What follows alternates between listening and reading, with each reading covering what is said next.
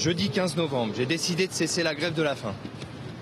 L'intervention du président de la République lors de sa conférence de presse du 13 novembre a permis de jeter les bases d'un travail fructueux avec le gouvernement. J'ai été touché par le respect et l'attention que François Hollande a manifesté pour les banlieues.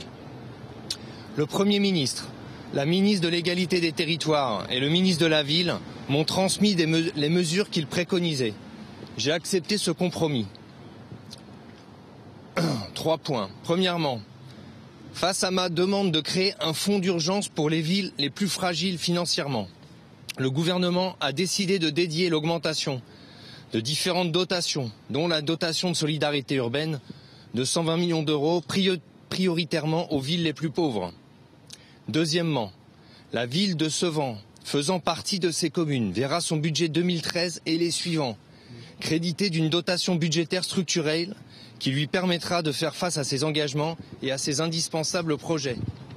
Le montant de cette dotation structurelle reste à définir, mais il se situera aux alentours des 5 millions d'euros par an. Troisièmement,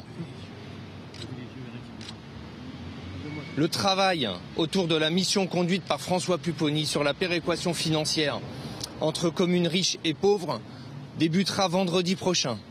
J'y participerai. Les préconisations de péréquation seront orientées vers les communes les plus en difficulté.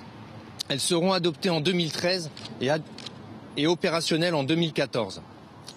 J'estime aujourd'hui que par ce compromis, nous avons obtenu gain de cause. Pour les communes les plus fragiles financièrement, les bases d'un redressement sont jetées et de nouvelles perspectives s'ouvrent. C'est une victoire d'abord des habitants des villes de banlieue en difficulté. C'est à mes concitoyens, sevranaises et sevranais, et au-delà de notre territoire, que je dois ma détermination à conduire ma grève de la faim. Je veux remercier les sevranaises et les sevranais, ainsi que les franciliens qui sont venus soutenir mon action. Je veux remercier les parlementaires et les élus, ainsi que les responsables politiques qui m'ont manifesté leur solidarité et leur amitié. Le Premier ministre, la ministre à l'égalité des territoires et le ministre de la Ville ont su se mobiliser pour s'engager avec détermination pour prendre en compte les intérêts des communes les plus pauvres. Je suis persuadé que les débats que nous avons conduits pendant une semaine vont permettre que les points de vue se rapprochent.